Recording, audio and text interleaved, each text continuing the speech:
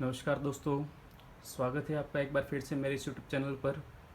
मैं दीक्षित दवे आज आपके लिए मैथ्स का एक नया टॉपिक लेकर आया हूं, जो छोटी कक्षाओं से लेकर बड़ी कक्षाओं तक और साथ ही विभिन्न प्रकार की प्रतियोगी परीक्षाओं में वहां से प्रश्न पूछे जाते हैं। तो शुरू करने से पहले आपको इसके बेसिक कंसेप्ट के बारे में पता होना चाहिए, इस टॉपिक के बारे में। और शुरू करते हैं आज हम अपना आज का टॉपिक। और हमारे टॉपिक का नाम है एलसीएम। टॉपिक का नाम है हमारा एलसीएम। तो वास्तव में ये एलसीएम है क्या?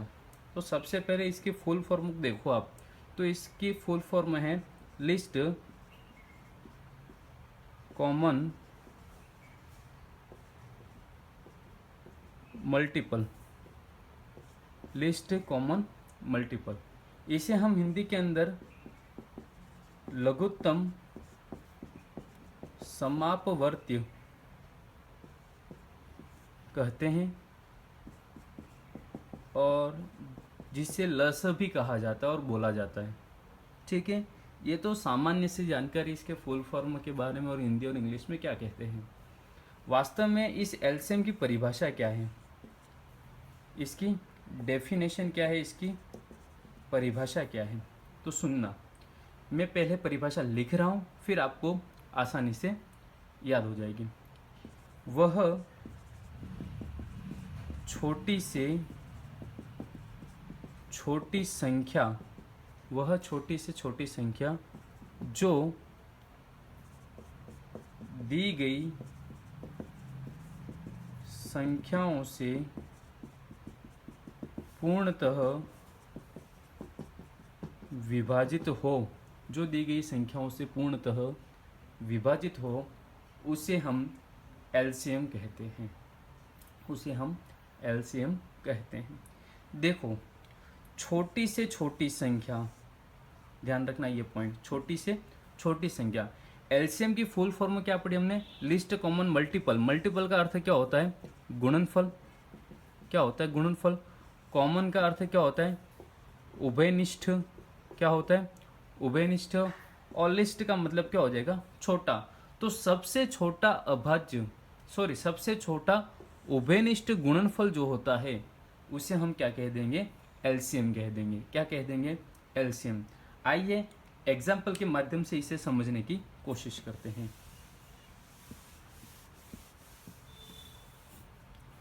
एक एग्जाम्पल है, क्वेश्चन ले सकते हो एग्जाम्पल कि 12, 15 तथा 20 का एलसीएम कितना होगा? देखो, 12, 15 और 20 का। अब हम 12 की टेबल की ओर चलें, 15 की टेबल की ओर चले और 20 की ओर चले। देखो, 12 की टेबल क्या हो जाएगी? चलती जाएगी इस तरह से। 15 की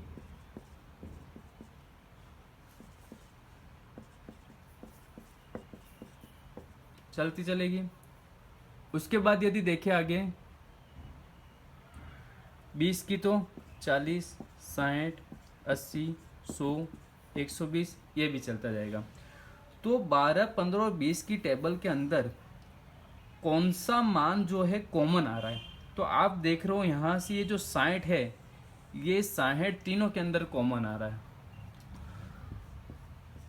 आगे जब आप बढ़ोगे तो 12.120 होता है, 15 अट्टा 120 होता है, और यहाँ पे ये 120 दिया हुआ है, एक संख्या 120, और आगे चलेंगे 180, ये बढ़ता जाएगा। ठीक है, तो ये जो एलसीएम कहलाता है। लेकिन इन सब के अंदर भी जो सबसे छोटी संख्या कौन सी हमारी? 60, तो वो आपका क्या कहलाएगा? एलसीएम। क्योंकि सबसे छोटी संख्या जो पूर्ण रूप से सभी संख्याओं से क्या हो? विभाजित हो। ये तो एक बेसिक सा तरीका है, हमें कुछ भी नहीं याद हो तो टेबल के माध्यम से हम एलसीएम निकाल सकते हैं। ठीक है, एक और चीज यहाँ पे ध्यान रखना, आपने 12, 15 और 20 का एलसीएम कितना फाइंड किया? सबसे छोटी संख्या के रूप में 60। कितना निकाला एलसीएम? 60।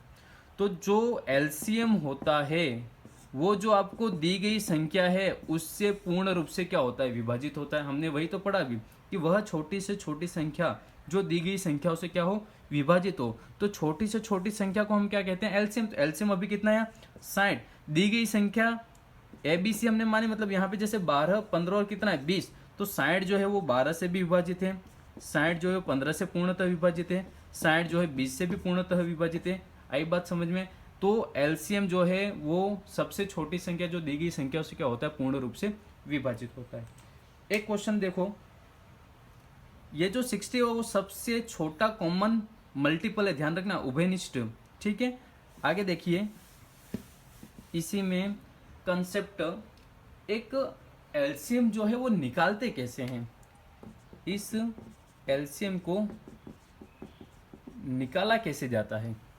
ठीक है, प्रश्न मान लो कि आपके पास में है 40, 42 और 45, इसका आपको एलसीएम निकालना है। मैं दो मेथड बताऊंगा, दोनों इजी है, जो आपको इजी लगे वो और आसानी से आप करना, लेकिन जो सेकंड वाला मेथड है उसे हम ज़्यादा यूज़ करेंगे। जैसे इस 40 के आप टुकड़े करो तो क्या बनेगा, 20 आएगा, फिर से जाएगा 10 आएगा, फिर से जाएगा 5 आएगा, और कितना आएगा 1। इस 42 के करेंगे तो कितना आ जाएगा 21, फिर 3 का जाएगा 7 बार, कितना आएगा 1। 45 के करो तो कितना आएगा 15, कितना आएगा 5, और ये कितना आएगा 1।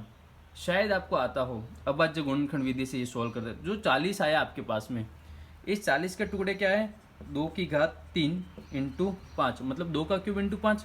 42 का क्या आया 2, 3 और 7, और 45 का क्या आ गया 3 की पावर कितना हो गया 2 इंटू 5, ये गुणनखंड।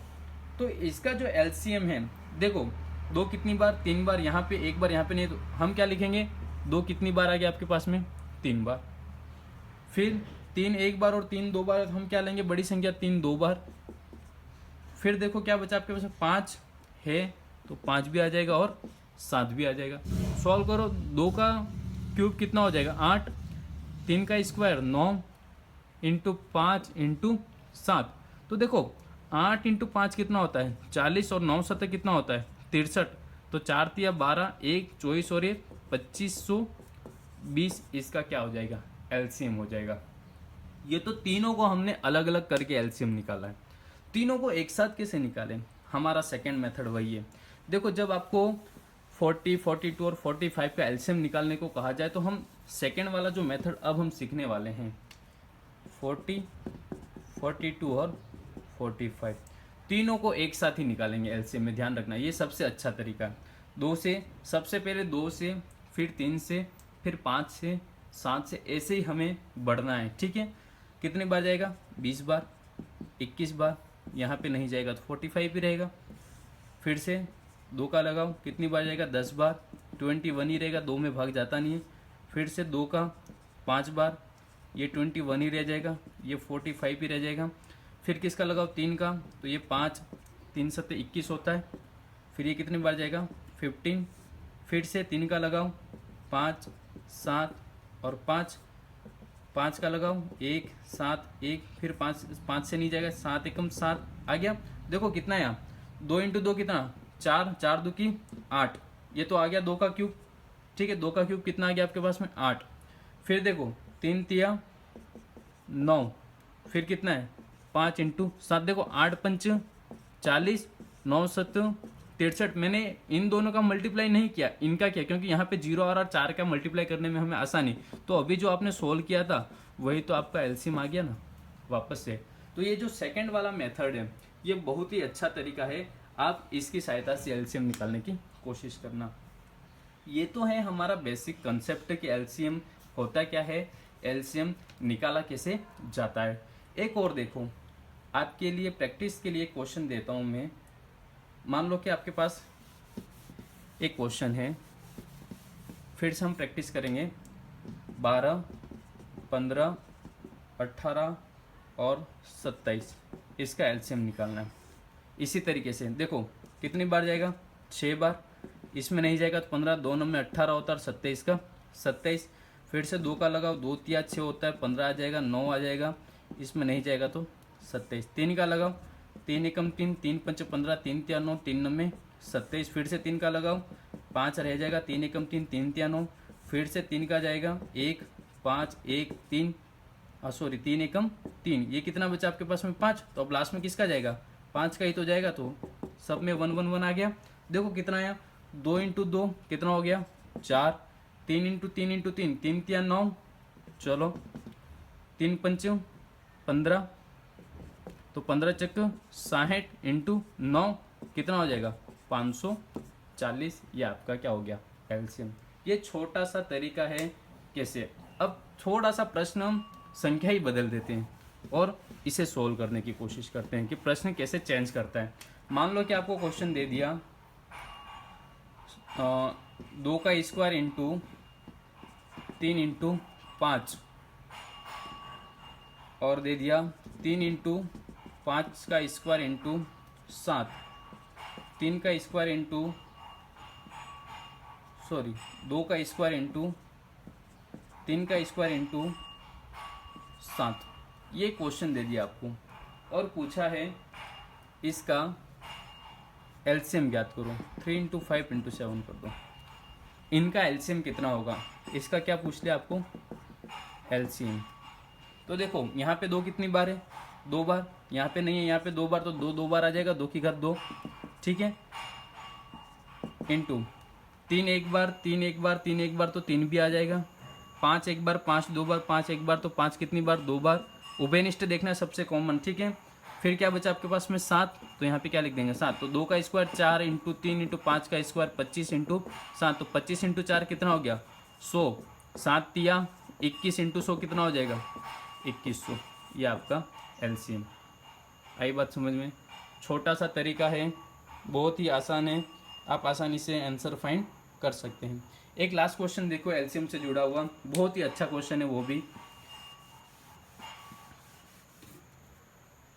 सपोज करो आपको क्वेश्चन दे दिया ए स्क्वायर इंटू बी इंटू सी क्यूब, ए इंटू बी इंटू सी क्यूब, ए इंटू सी इंटू डी, इनका आपको निकालना है एलसीएम। इनका क्या निकालना है एलसीएम। देखो एक ए स्क्वायर, यहाँ पे ए, यहाँ पे तो क्या लिख देंगे हम ए स्क्वायर, फिर देखो बी दिया हुआ है, फिर देखो सी क्यूब आ रहा है और आगे बढ़ो तो क्या आ गया डी, तो क्या बना A square B C cube D, क्या हो गया ये इसका एलसीएम। एलसीएम के अंदर ध्यान रखना उभयनिष्ठ, उभयनिष्ठ गुणनफल कौन सा है वो आपको निकालना है। ये बेसिक कंसेप्ट था एलसीएम कि छोटी संख्याओं से एलसीएम कैसे निकालते हैं। हमने अभी जो एलसीएम में पढ़ा, क्या क्या पढ़ा मैं आपको ब्रीफली बता देता हूँ। इस एलसीएम के अंदर आपने देखा पहली चीज, एक तो होना चाहिए उभयनिष्ठ गुणनफल, उभयनिष्ठ क्या होना चाहिए गुणनफल। सेकंड पॉइंट, उभयनिष्ठ गुणनफल कैसा होना चाहिए सबसे छोटा होना चाहिए। तीसरा, जो दी गई संख्या उससे क्या होता है ये एलसीएम विभाजित होता है, दी गई संख्या से एलसीएम क्या होता है विभाजित। ये 3 पॉइंट हमने देख लिए, लेकिन जो परीक्षा में प्रश्न पूछा जाता है वो मैं आपको जो चौथा पॉइंट बताने जा रहा हूँ उस पर पूछा जाता है कि घटनाओं को एक साथ ज्ञात करने में, घटनाओं को एक साथ ज्ञात करने में किसका उपयोग किया जाता है एलसीएम का उपयोग किया जाता है। इस पर हम बहुत अच्छे प्रश्न करेंगे लेकिन नेक्स्ट वीडियो में। आज के लिए इतना ही, और ये था हमारा एलसीएम का बेसिक कंसेप्ट और बेसिक पार्ट। ऐसे ही आपके लिए एचसीएफ का, ठीक है, महत्तम समापवर्ती का, जिसे हम मह सके तो उसका भी बेसिक पार्ट आ जाएगा। और आगे इन दोनों के बेहतरीन से बेहतरीन प्रश्न आपके लिए लेकर आएंगे ताकि आपके सारे कंसेप्ट क्लियर हो जाए। तो आज का वीडियो बेसिक कंसेप्ट तक ही है, कल हम इसके आगे बढ़ेंगे। तो वीडियो को अधिक से अधिक शेयर करें ताकि जो तैयारी करें उन तक ये बात पहुंच सके, और लाइक करें, शेयर करें, कमेंट करें वीडियो आपको कैसा लगा। जय हिंद, जय भारत।